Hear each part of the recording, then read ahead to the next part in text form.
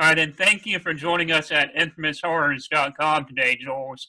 What drew you to Alone, especially your character? She has to go through so much in this movie. What kind of drew you to being in Alone?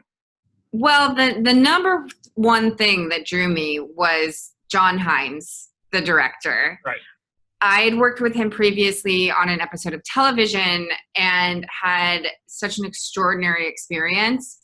I've worked with many great directors in my career, but there was just something about the way that he is so respectful of the process, and he really gets action, but also the emotional life. Like, I can't imagine any other director doing this story. And so when I got the script, I was like, why am I getting this script of this Swedish remake? And then I saw the director, and I was like, oh, it's John. And the script looked very challenging, and it felt like something that would take all of my personal, my wherewithal to try to put together. But I knew if John was directing it, I was going to be in amazing hands. Yeah, and how was it like working with Mark on this as well? Because this is such an isolated movie.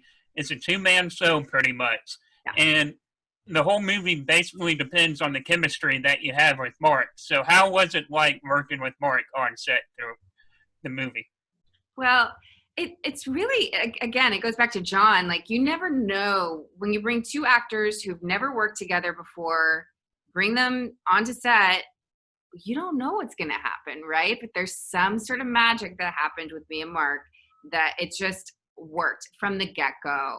And some, I've heard like, if you're the good guy and that's the bad guy, you don't hang out with them.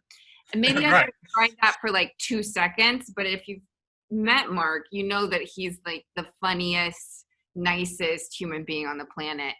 And we just buddied up right away. And we were able to, because we didn't really have rehearsal, we were able to work on the script together, work on the characters together with John, and have conversations with John together that allowed us to all build trust. Because there's some really intimate, tense moments in this film.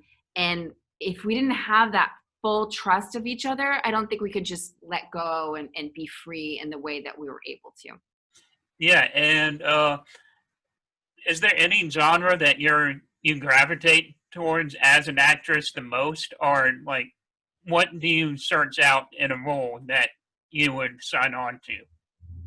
Well, this is an example of my ideal role, something that has gravitas and really is the full expression of humanity. She goes through it all. And something that I like physical work too. So I love the action. I love thrillers. I love, action. But I'd always love to like throw in a little romantic comedy here and there. Right. And how is it dealing with the release of this movie? I mean, we got COVID-19 going on, so it's not exactly playing in a whole lot of theaters right now, but it's still having its success among critics and people that have seen it. So how is it like, as the star of Alone, still dealing with the success, even though it's maybe not be as big as it could have been in other years without a pandemic going on, but you're still getting some success with Alone? Yeah, and in a way, it's kind of the perfect time for this to be coming out, because we're all dealing with being alone. We're all dealing with isolation. We're all dealing with fears coming up and anxieties and grief. And those are all major themes of this film. And truly, like, I don't want to give anything away, but I do feel like there's a catharsis that can be had by watching this film all the way through. And if you're watching it in your home, as opposed to the theater, in a way that just kind of adds some like a level of intimacy there for the viewer. But obviously I would have loved to have seen it in theaters, and I think it'll have its day in the drive-in because it's the perfect drive-in movie. Yeah, because it kind of has that throwback feel of just an isolated drive-in movie.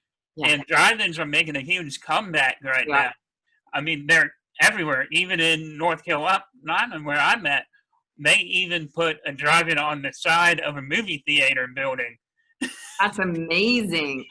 Honestly, why not? People need to see films. People need to escape, especially Yeah, when things are hard. And I don't know. We're all of us who worked on the film are all fans of Duel, so yeah, like it has that kind of cat and mouse car chase thing that like if you're sitting in your car, that's super scary. yeah. Because John brought that up to me too about Noel, and I brought up Gary to him with Matt Damon and Casey Affleck in that one. Oh, yeah. I haven't seen it, but I know what you're talking about. And I think the other one that kind of comes up every once in a while is Deliverance. Yeah, and that's the one he brought up too. Yeah. So, Joel, is one final question. Was there anything that kind of inspired you to become an actress? Was there any like films or theater work to inspire you to become an actress?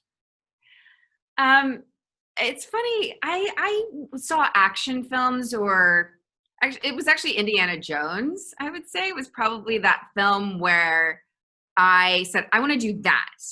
And I don't want to be the damsel in distress.